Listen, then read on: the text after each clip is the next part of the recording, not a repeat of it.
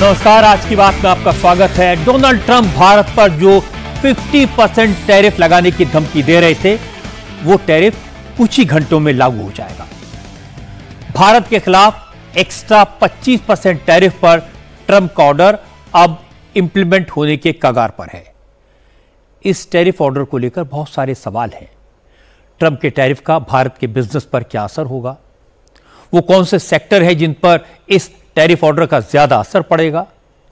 क्या ट्रंप के ऑर्डर से अमेरिका को भी नुकसान होगा?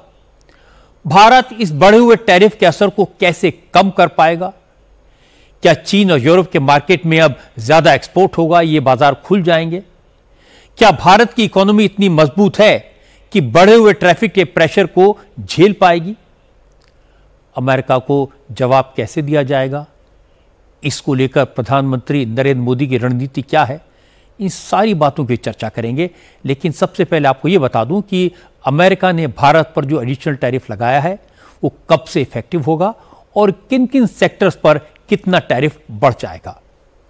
आज अमेरिकी टाइम के मुताबिक रात 12:01 और भारतीय समय के मुताबिक कल सुबह 9:31 से इंडियन एक्सपोर्ट्स पर अमेरिका एडिशनल 25% टैरिफ लगाना शुरू कर देगा। अमेरिका के कस्टम्स एंड इमिग्रेशन को यह आदेश भेज दिया गया है।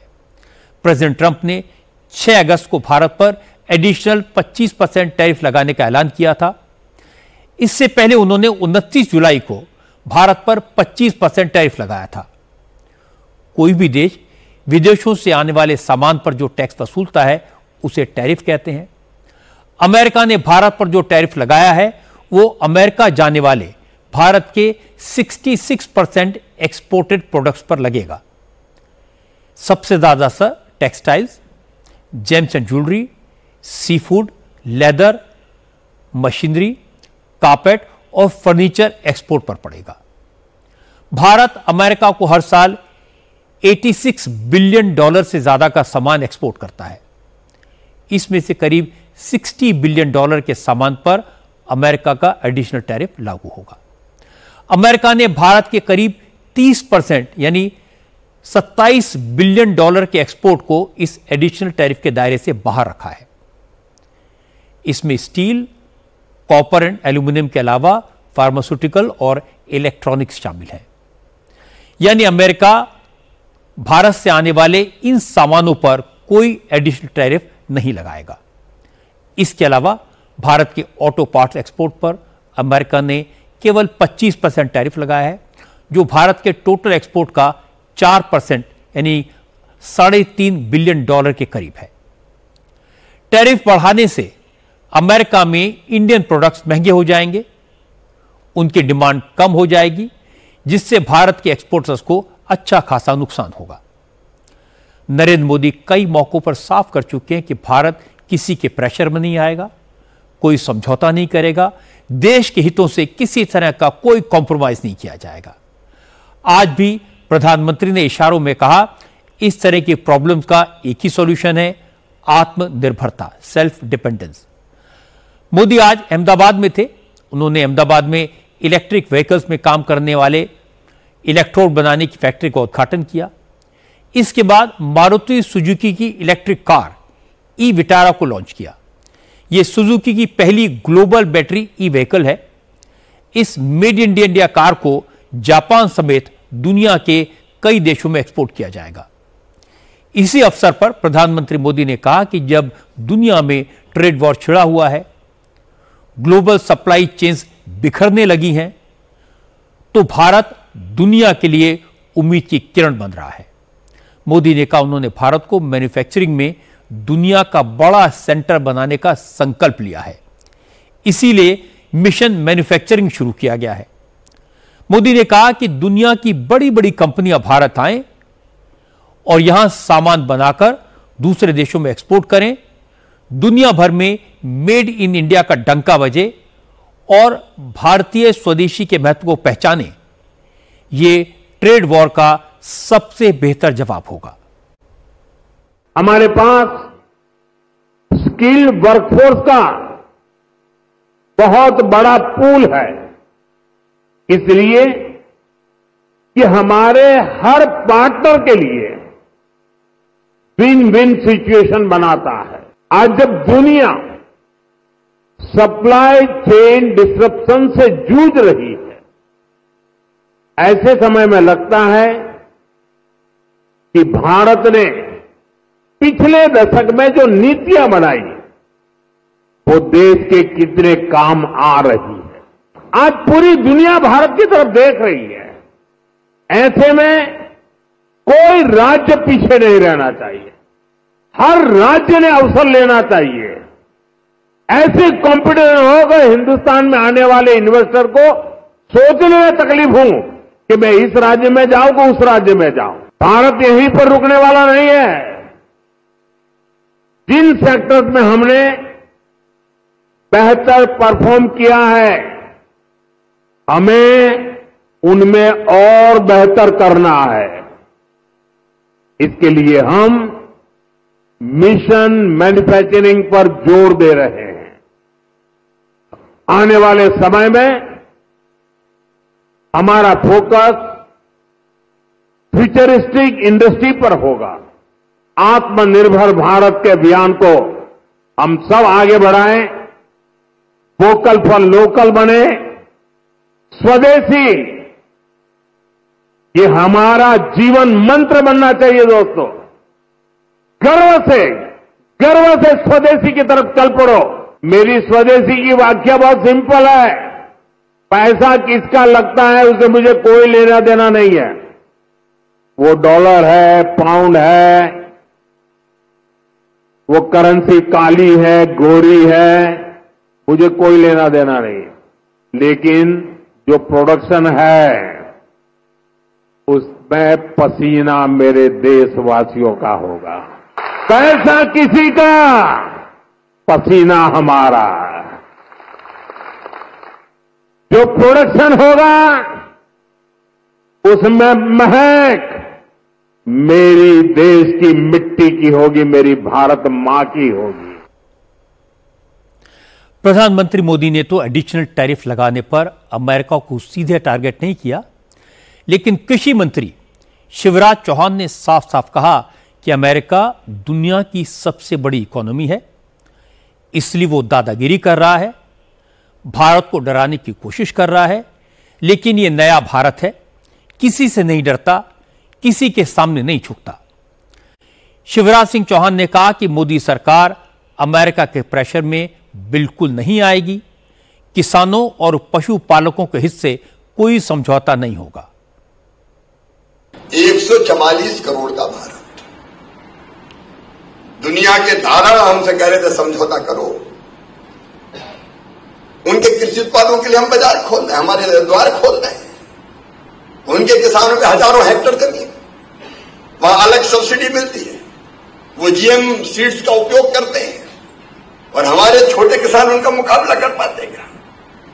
भारत ने तय किया राष्ट्रहित सर्वोपरि, कोई भी समझौता देश के हितों के खिलाफ नहीं होगा। हम अपने किसान के हितों से कोई समझौता नहीं करेंगे। हम अपने मछुआरों, पशुपालकों, उनके हितों से कोई समझौता नहीं करेंगे। सोचा था कि हम डर जाएंगे, लेकिन आज का भारत है जो आत्मविश्वास के साथ भर के खड़ा हुआ है।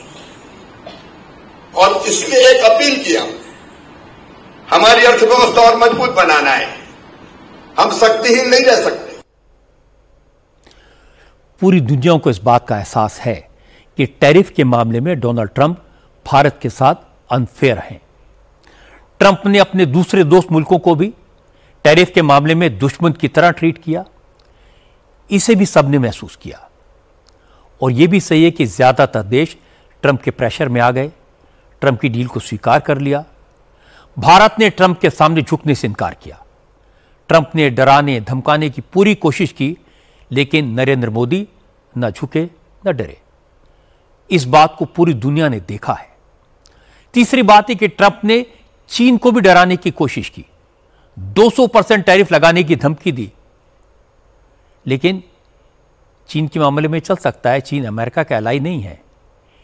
चीन भी रूस से ऑयल खरीदता है, पर ट्रंप ने चीन को लेकर सिर्फ शोर मचाया, किया कुछ नहीं, क्योंकि चीन अमेरिका के लिए बहुत बड़ा मार्केट है। यह भी ट्रंप की दोहरी नीति, डबल स्टैंडर्ड का एक ऐसा उदाहरण है जिसे पूरी दुनिया समझती है। इसीलिए मुझे लगता है कि भारत को धैर्य रखना चाहिए, परीक्षा की घड़ी में चतुराई से काम लेना चाहिए, जो अब तक भारत ने किया है। ट्रंप कारोबारी की तरह व्यवहार कर रहे हैं, टैरिफ का डर दिखाकर अमेरिका का मुनाफा चाहते हैं। दुनिया के तमाम मुल्कों में यह फॉर्मूला चल गया, लेकिन मोदी ने कह दिया कि भारत प्रेशर में नहीं आएगा, देश के हितों के साथ समझौता नहीं हो सकता। ट्रंप चाहते हैं भारत अपना एग्रीकल्चर सेक्टर अमेरिका के लिए खोले, अमेरिका अपने एग्रो प्रोडक्ट्स भारत में बेच सके।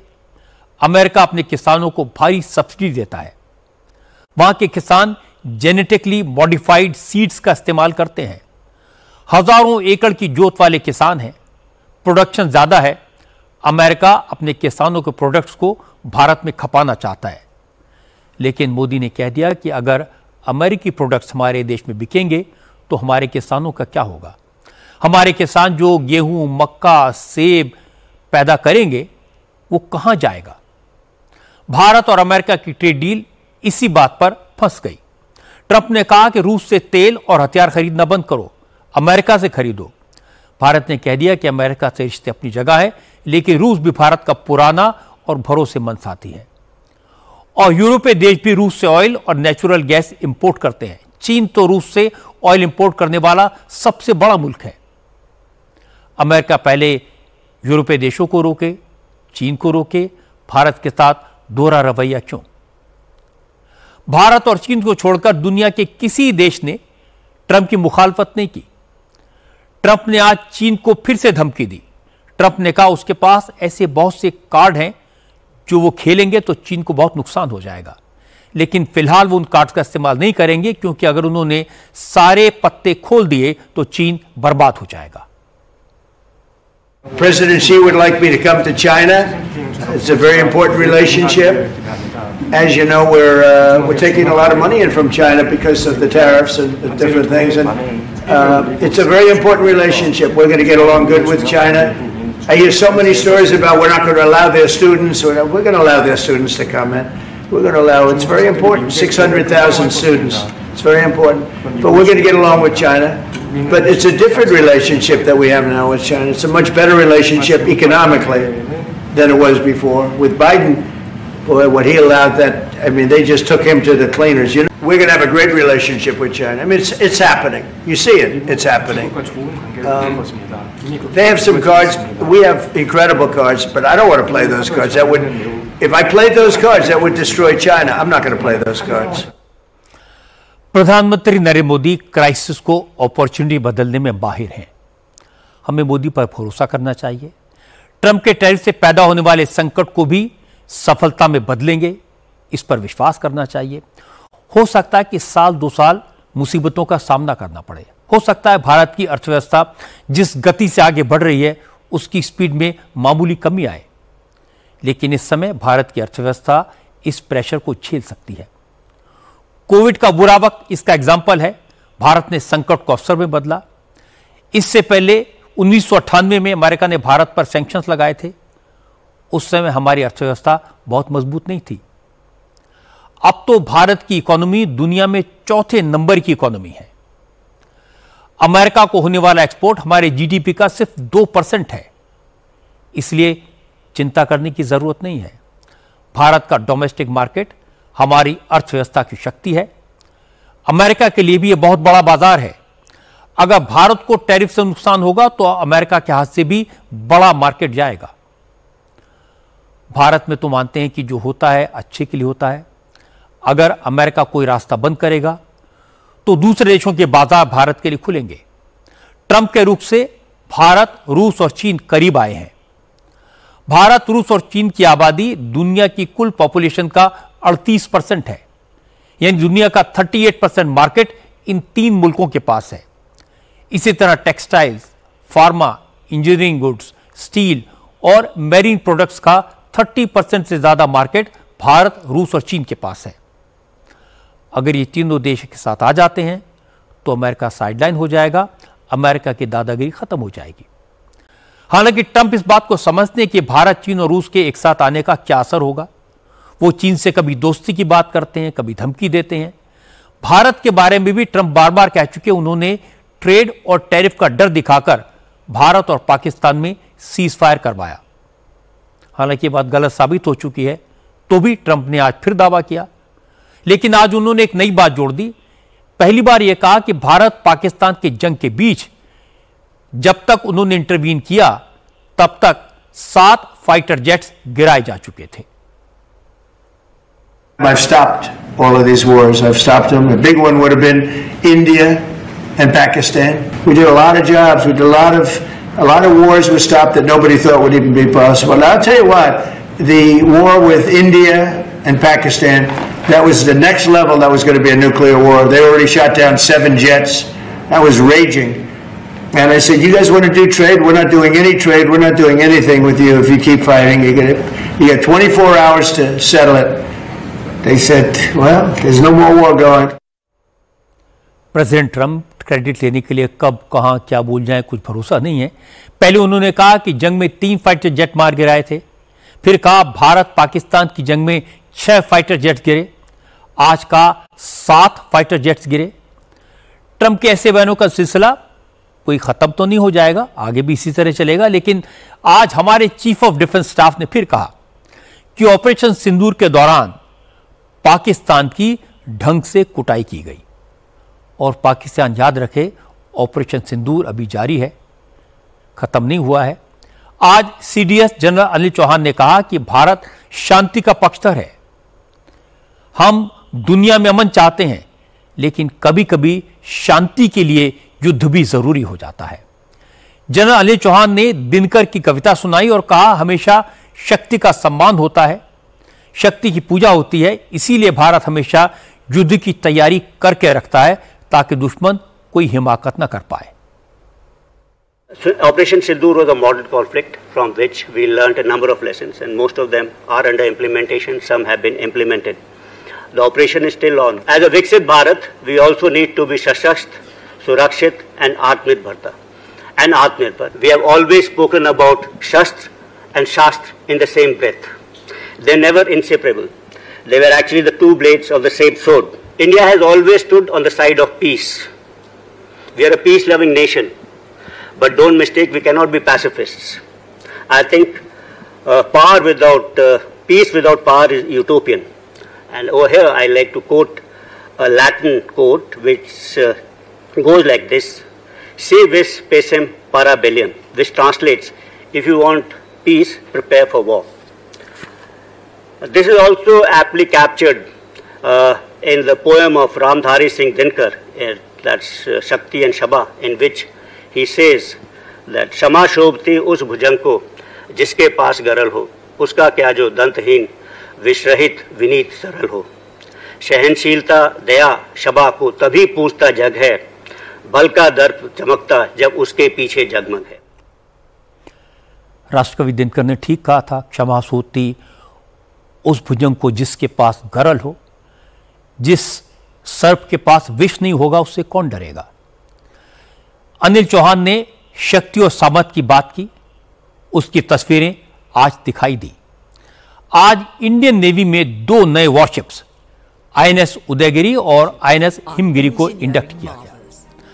आंध्र प्रदेश के विशाखापट्टनम नेवल बेस पर भारत के रक्षा मंत्री राजनाथ सिंह ने दोनों जंगी जहाजों को नौसेना को सौंपा।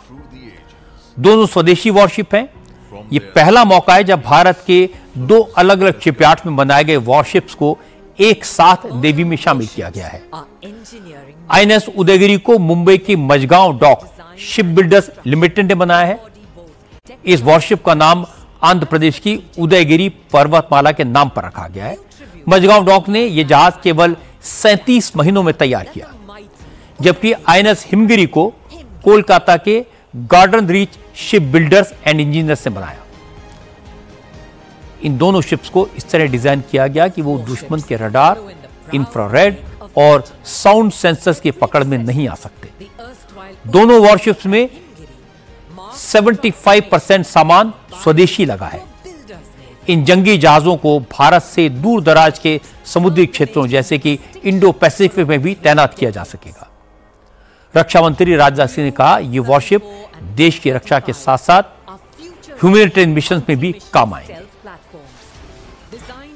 ERSC द्वारा निर्मित हिमगिरी और MDL द्वारा निर्मित उदयगिरी, ये दोनों अत्याधुनिक वारशिप्स हैं जिन्हें पूरी तरह भारत में ही निर्मित किया गया है।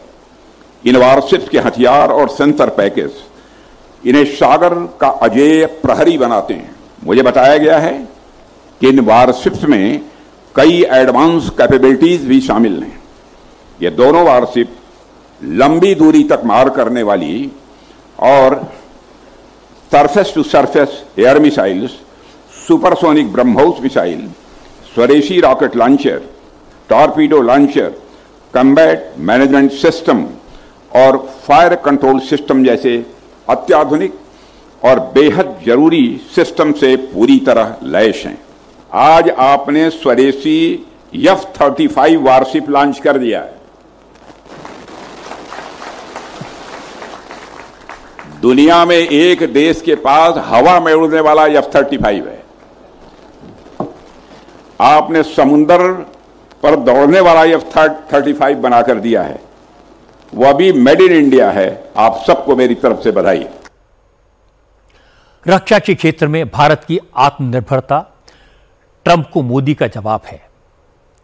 आज एक जर्मन न्यूज़पेपर ने लिखा कि ट्रंप ने नरेंद्र मोदी को 4 बार फोन किया, टैरिफ के बारे में बात करने की कोशिश की, लेकिन मोदी ने कॉल नहीं लिया।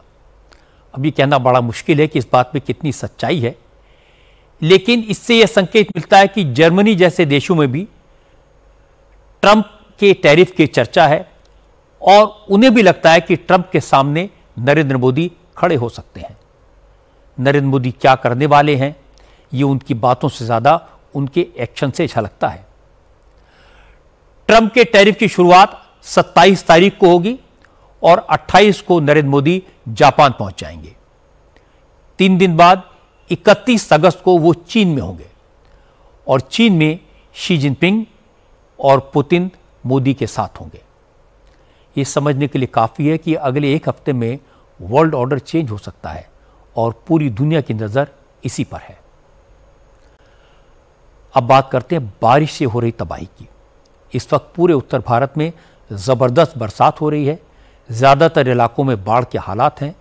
जम्मू कश्मीर, हिमाचल, उत्तराखंड के कुछ इलाकों और नॉर्थ ईस्ट में तो हालत बेहद खराब है।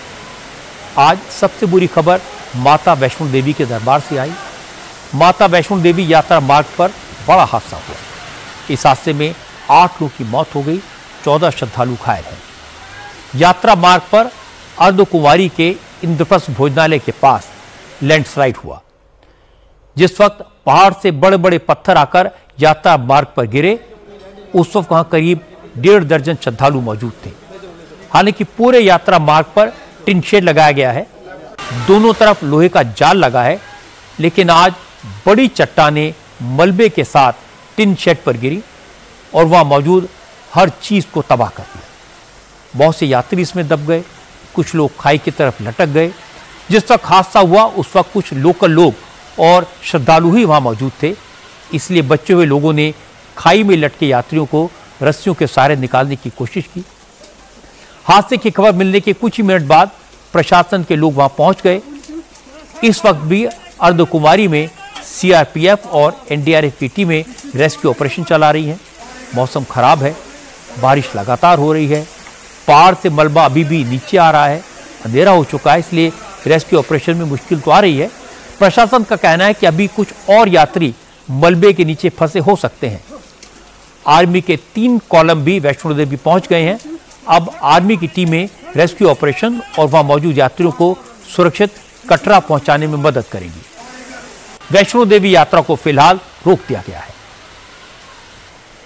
सिर्फ कटरा में नहीं, भारी बारिश की वजह से पूरे जम्मू रीजन में हालात गंभीर हैं। पिछले 3 दिन से जम्मू रीजन में तेज बरसात हो रही है।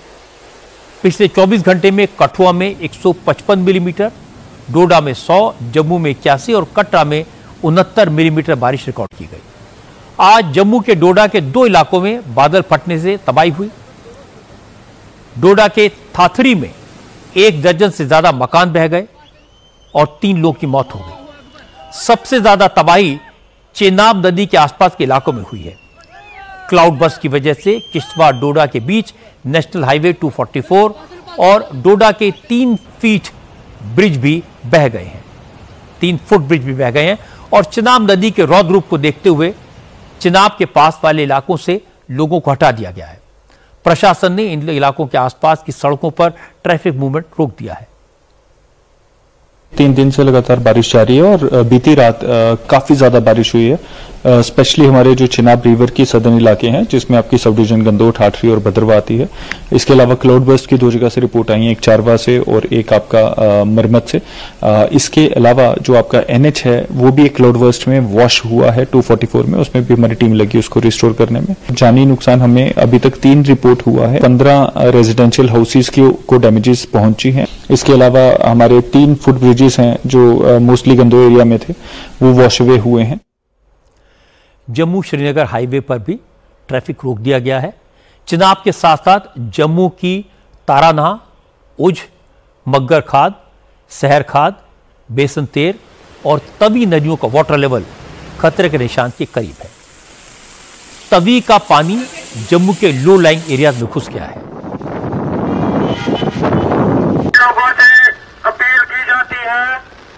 तवी नदी पर बने पुल की सड़क बह चुकी है। भगवती नगर में चौथा ब्रिज का एक हिस्सा नदी में समा गया है। जिस वक्त हादसा हुआ उस वक्त ब्रिज पर गाड़ियां थी, कुछ गाड़ियां भी इस हादसे का शिकार हुई। Oh shit!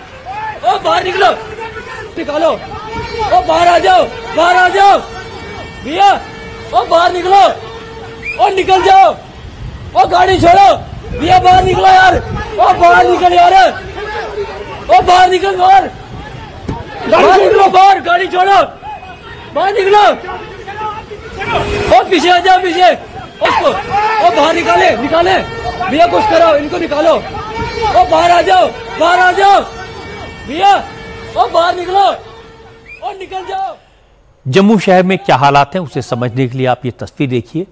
ये जम्मू रेलवे स्टेशन की पार्किंग का वीडियो है। इस वीडियो में पार्किंग में खड़े सारे वाहन, यहां तक कि बड़ी बड़ी बसें भी डूबी हुई नजर आ रही हैं। भारी बारिश और बाढ़ के खतरे को देखते हुए 18 ट्रेन को रद्द करना पड़ा। जम्मू के कई इलाकों में लोग सैलाब में फंसे हुए हैं। जम्मू के गाड़ीगढ़ इलाके के घरों में अचानक बाढ़ का पानी घुसा। पानी इतना ज्यादा था कि ग्राउंड फ्लोर पूरी तरह पानी में डूब गया। लोगों ने छत पर शरण ली, रेस्क्यू के लिए सरकार से मदद मांगी। उसके बाद आर्मी की रेस्क्यू टीम वहां पहुंची। करीब 30 से ज्यादा परिवारों को इस इलाके से रेस्क्यू किया गया। रेस्क्यू किए गए लोगों में छोटे छोटे बच्चे भी थे। लोगों ने कहा कि जम्मू में ऐसा मंजर पहले कभी नहीं देखा। सब एरिया में जो बलून नाले का इफेक्ट रहता है, उसके कारण पिछले 48 घंटे से लगातार बारिश हो रही थी, उससे बड़ा फ्लड आया हुआ है। कई लोग यहाँ इसमें फंस गए हुए हैं। सर पूरी फैमिली, होल फैमिली फंसी थी। एक परिवार नहीं था यहाँ पे, एटलीस्ट 4 और 5 परिवार थे। ये बच्चा देखो, 2.5 साल का बच्चा यहाँ पे सर्वाइव कर रहा है इस बारिश में खड़े होकर। आप ही बताओ ना क्या कर सकते हैं। 7 to 10 जितने भी हाउसेज है सारे कंप्लीट हो चुके हैं, पूरे खत्म हो चुके हैं यहाँ पे। ये बारिश तो नेचुरल है, इसके आगे तो कोई जोर भी नहीं है। सर मॉर्निंग से ही जब से पानी आया हुआ है तब से हम अंदर ही थे। पानी का बहाव इतना तेज था कि हमने रिस्क नहीं लिया बाहर आने का। हम लोग अंदर ही रहे और हमने हमारे जो हेल्प नंबर थे, हेल्पलाइन के नंबर, हमने सबको कांटेक्ट किया और किसी तरह से हमारे तक हेल्प पहुंच गई। सब बहुत ज्यादा डिफिकल्ट हुआ। हमारे अंदर तो हम सेफ थे तब तक जब तक अंदर पानी नहीं आया था, लेकिन जैसे ही पानी अंदर 3-3 फुट तक पानी पहुंच गया, फिर हमें थोड़ा सा रिस्क लग रहा था कि हम बच्चे के साथ कैसे बाहर निकलेंगे। जम्मू कश्मीर जैसा हाल हिमाचल का भी है। भारी बारिश और लैंडस्लाइड की वजह से हिमाचल प्रदेश की 795 सड़कें बंद हैं। मंडी धर्मपुर नेशनल हाईवे 3 और औट सैनी नेशनल हाईवे 305 बंद है। ब्यास नदी में आए उफान की वजह से चंडीगढ़ मनाली हाईवे का एक हिस्सा आज बह गया। मनाली में रात भर हुई बारिश में ब्यास नदी किनारे बना एक मल्टी स्टोरी होटल और 4 दुकानें बह गई। नदी के तेज प्रवाह की वजह से सड़क जगह जगह दरक गई। डर की वजह से लोग अपनी गाड़ियां और ट्रक सड़क पर ही छोड़कर भाग गए। सड़क टूटने की वजह से ये गाड़ियां नदी में समा गई।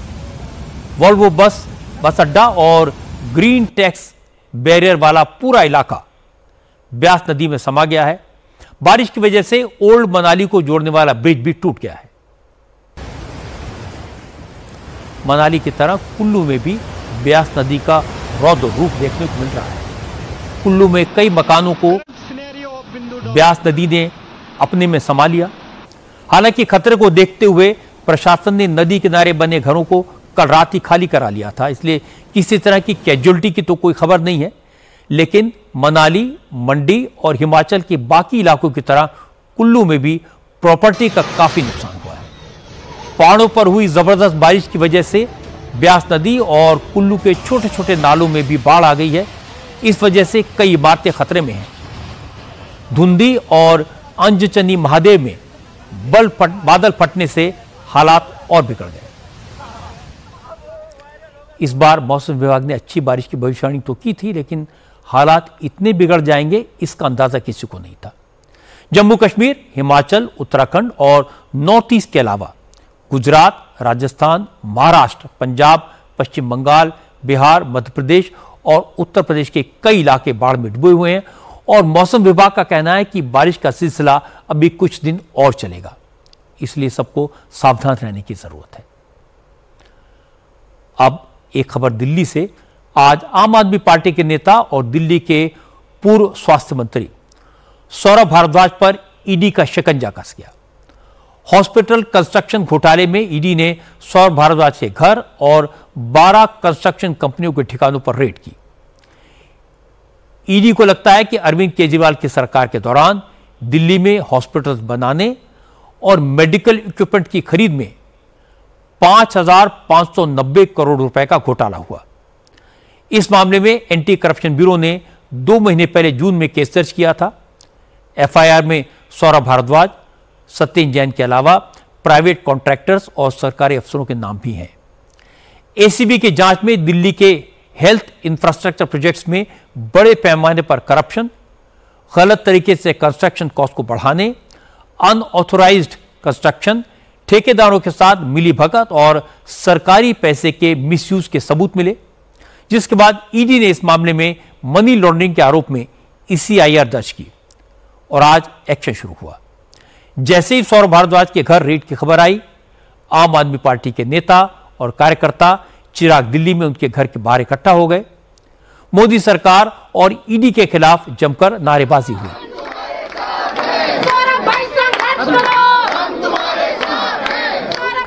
अरविंद केजरीवाल ने ट्विटर पर लिखा कि मोदी सरकार आम आदमी पार्टी के पीछे पड़ी हुई है, सरकारी एजेंसीज का इस्तेमाल करके उनकी आवाज बंद करने की कोशिश की जा रही है। इसके बाद आतिशी सिंह ने कहा कि ईडी बीजेपी के इशारे पर रेड कर रही है, क्योंकि जिस वक्त घोटाले का इल्जाम लगाया जा रहा है उस समय तो सौरभ भारद्वाज दिल्ली सरकार में मंत्री भी नहीं थे। आतिशी ने कहा कि असल में बीजेपी आम आदमी पार्टी को डराना चाहती है, लेकिन जैसे सत्येंद्र जैन पर लगे आरोप झूठे साबित हुए, वैसे ही सौरभ भारद्वाज भी बेदाग होकर निकलेंगे। ये रेड 100% फर्जी क्यों है?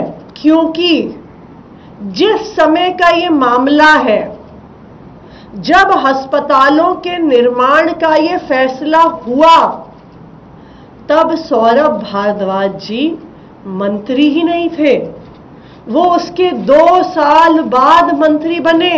ये तो ऐसी बात हो गई कि कोलगेट स्कैम या 2G स्कैम पर मोदी जी के घर पे रेड हो जाए। आम आदमी पार्टी को डराने धमकाने का तरीका है, आप चाहे कितनी भी रेड कर लीजिए, आम आदमी पार्टी कट्टर ईमानदार पार्टी है। भ्रष्टाचार का 1 रुपया भी हमारे किसी नेता से आपको नहीं मिला है और नहीं मिलेगा। हम आपकी रेड से, हम आपकी धमकियों से डरने वाले नहीं हैं। असल में पिछले साल जब दिल्ली में आम आदमी पार्टी की सरकार थी, विजेंद्र गुप्ता दिल्ली में नेता विपक्ष थे। उस वक्त अगस्त के महीने में विजेंद्र गुप्ता ने एलजी को चिट्ठी लिखकर शिकायत की थी कि दिल्ली के हेल्थ इंफ्रास्ट्रक्चर प्रोजेक्ट्स में बड़ा घोटाला हुआ है। उन्होंने सौरभ भारद्वाज और सत्येंद्र जैन दोनों का नाम लेकर आरोप लगाए थे। इसी शिकायत के आधार पर एंटी करप्शन ब्यूरो ने जांच शुरू की। असल में 2018-19 में आम आदमी पार्टी की सरकार ने दिल्ली में 24 हॉस्पिटल प्रोजेक्ट्स को मंजूरी दी थी। कुछ नए हॉस्पिटल बनने थे, कुछ पुराने हॉस्पिटल्स में नए ब्लॉक बनने थे, कुछ हॉस्पिटल्स के लिए इक्विपमेंट खरीदे जाने थे। प्लान था कि 6 महीने के भीतर हॉस्पिटल तैयार कर दिए जाएंगे, लेकिन ईडी का आरोप है कि 800 करोड़ खर्च होने के बाद भी 3 साल तक 50% काम भी पूरा हो पाया। नतीजा यह हुआ कि कंस्ट्रक्शन कॉस्ट बढ़ गई। ईडी का आरोप है कि एलएनजेपी हॉस्पिटल में निर्माण के लिए 488 करोड़ रुपए रखे गए थे, लेकिन यह बढ़कर 1135 करोड़ तक पहुंच गए। ये देरी बिना वजह की गई। एसीबी ने जो केस दर्ज किया है उसके मुताबिक दिल्ली के हॉस्पिटल, पॉलीक्लिनिक और आईसीयू इंफ्रास्ट्रक्चर बनाने में भारी गड़बड़ हुई। बिना वजह देरी, इलीगल कंस्ट्रक्शन और फंड की हेराफेरी के सबूत मिले हैं। बीजेपी ने कहा कि आम आदमी पार्टी की सरकार ने ठेकेदारों से मिलकर प्रोजेक्ट लटकाए जिससे कॉस्ट बढ़ जाए।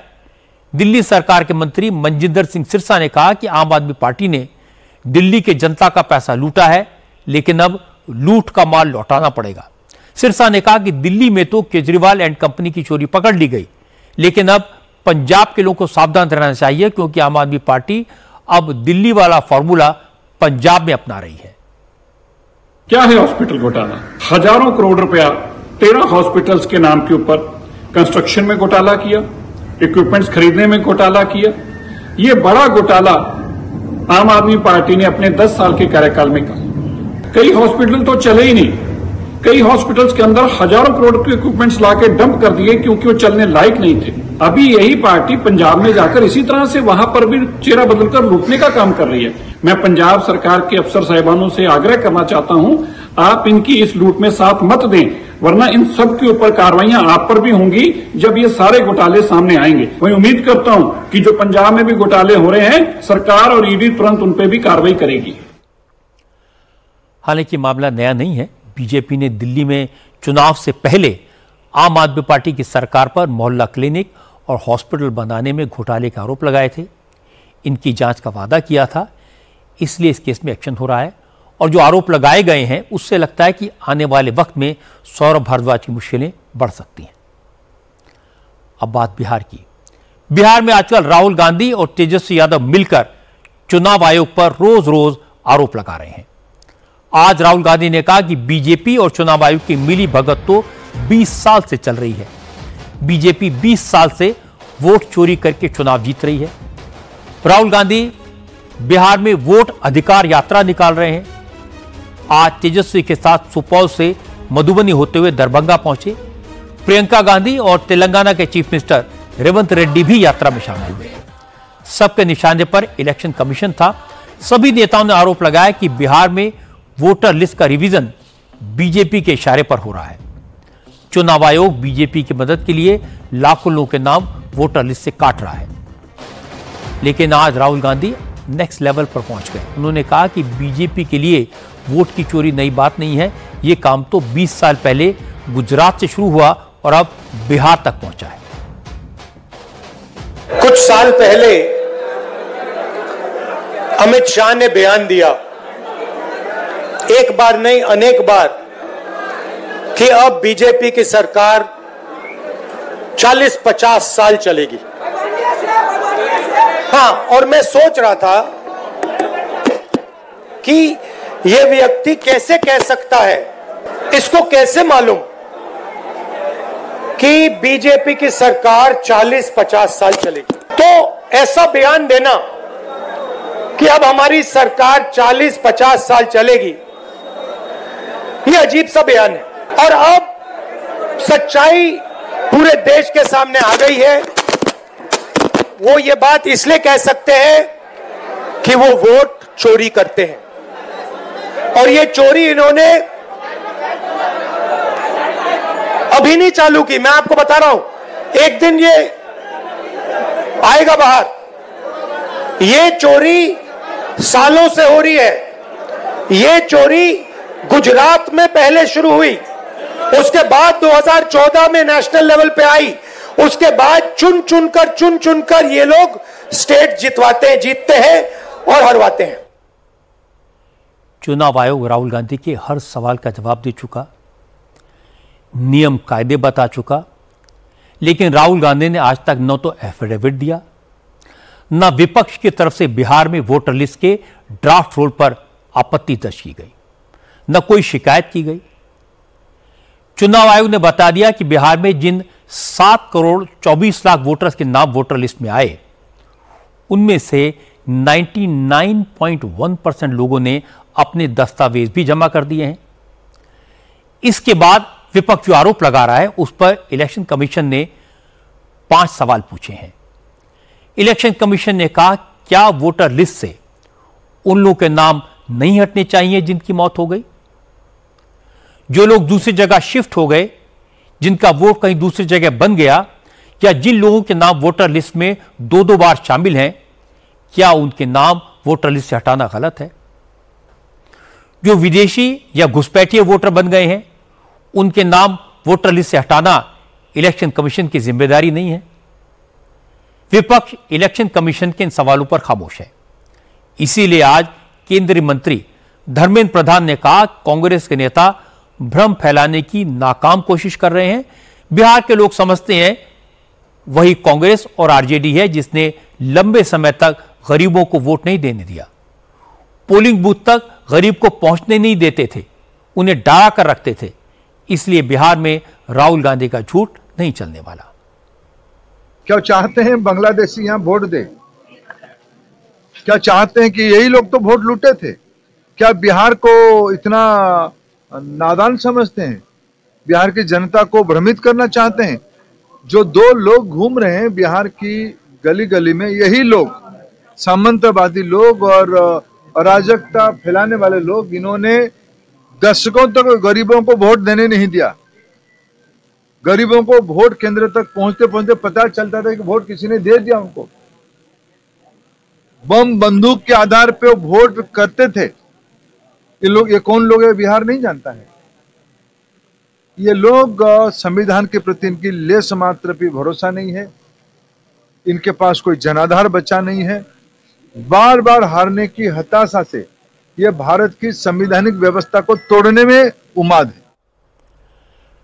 राहुल गांधी के बारे में ये बात तो सब कहते हैं कि वो एक बार जो डायलॉग तैयार कर लेते हैं उसे तब तक बार बार बोलते रहते हैं जब तक कोई नया डायलॉग नहीं आ जाता। राहुल को यह अंदाजा भी नहीं होता कि वो कब क्या बोल रहे हैं। जैसे आज उन्होंने कहा कि बीजेपी 20 साल से वोट की चोरी कर रही है, गुजरात में वोट चोरी करके ही सत्ता में रही, फिर यही फॉर्मूला पूरे देश में लागू कर रही है। लेकिन वो ये भूल गए जब नरेंद्र मोदी 12 साल तक गुजरात के चीफ मिनिस्टर थे, उस दौरान 10 साल केंद्र में कांग्रेस की सरकार थी। कांग्रेस के अपॉइंट किए हुए चुनाव आयुक्त थे और उस वक्त मोदी ने 2-2 बार लैंडस्लाइड जीत हासिल की। तो क्या उस वक्त कांग्रेस की सरकार मोदी के लिए वोट चोरी करवा रही थी? ये कैसा लॉजिक है? अब मध्य प्रदेश की बात आपको बताता हूं। यहां कांग्रेस के अध्यक्ष जीतू पटवारी बड़बोलेपन के चक्कर में फंस गए। जीतू पटवारी ने कहा कि पूरे देश में सबसे ज्यादा शराब की खपत मध्य प्रदेश में होती है और देश में मध्य प्रदेश की महिलाएं सबसे ज्यादा शराब पीती हैं।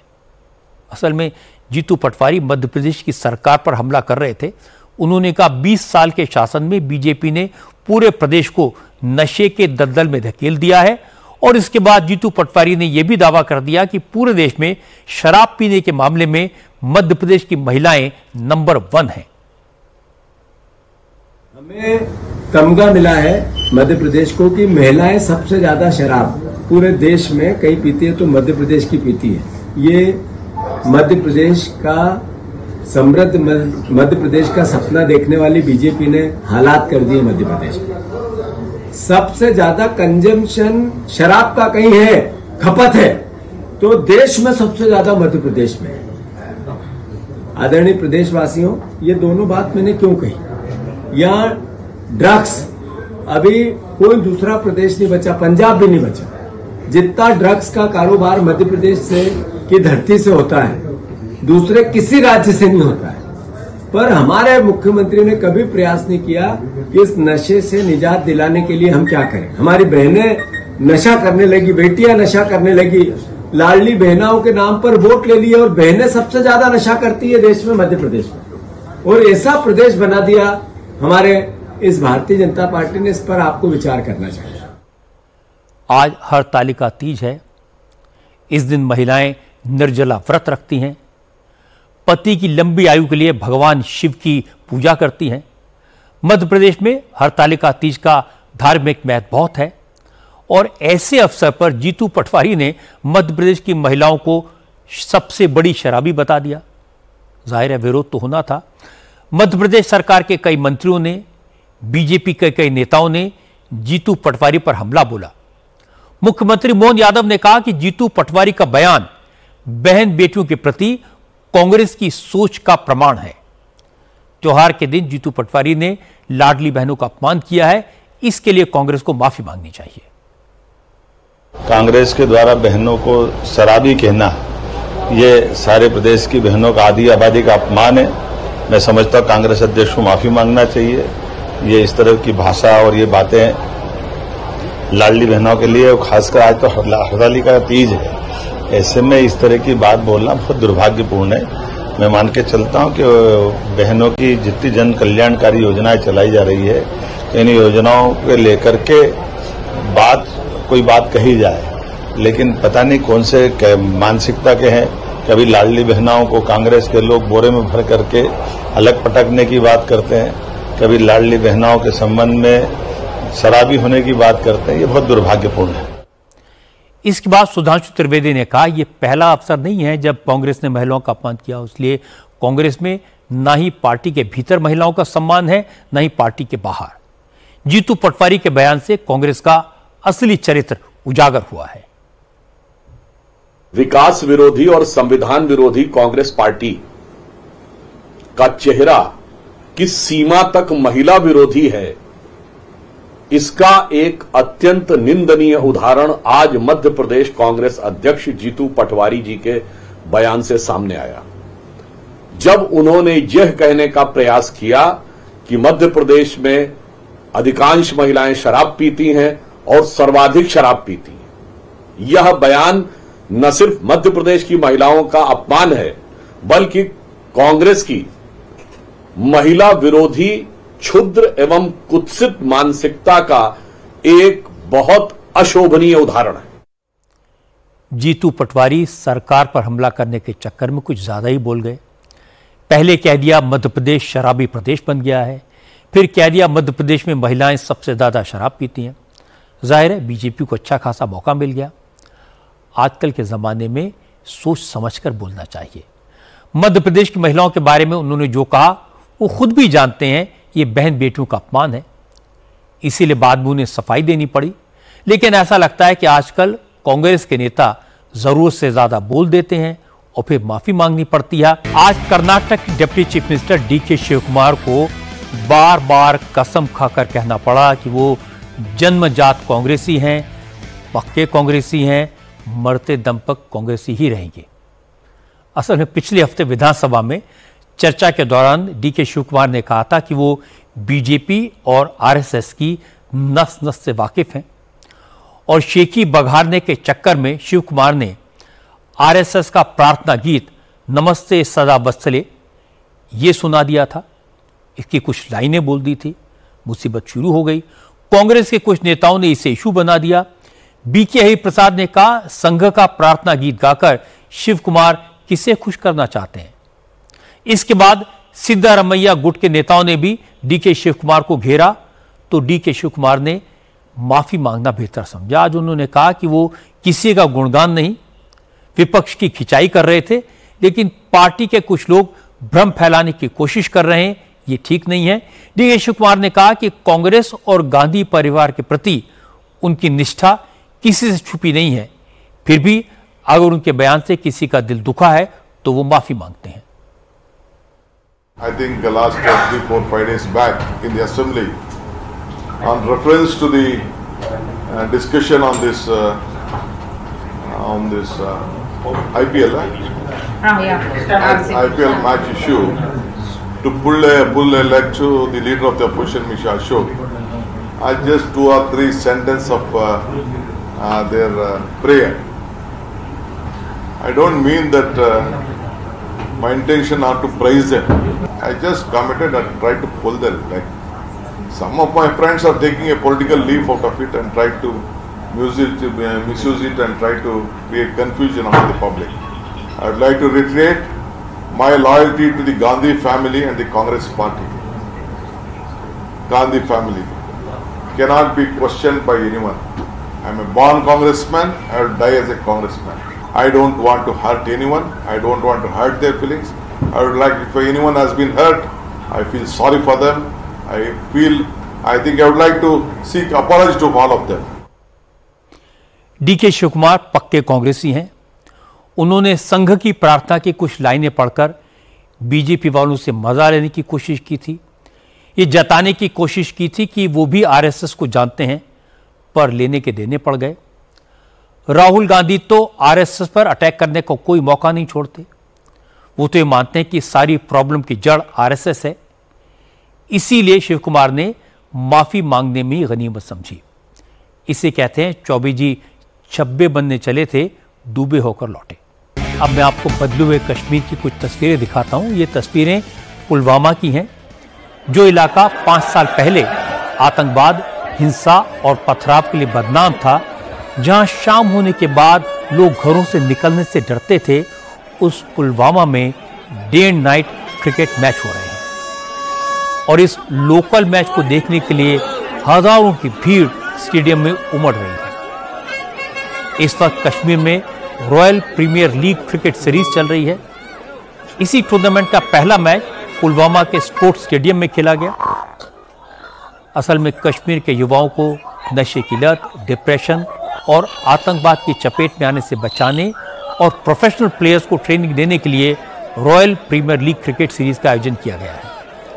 इसमें 12 टीमें हिस्सा ले रही हैं। आज पुलवामा में रॉयल गुडविल और सुल्तान स्प्रिंग्स टीमों के बीच पहला मुकाबला हुआ। फ्लड लाइट की रोशनी में इस मुकाबले को देखने के लिए हजारों की तादाद में नौजवान स्पोर्ट्स स्टेडियम पहुंचे। ये पहली बार है जब कश्मीर में day and night cricket match हुआ।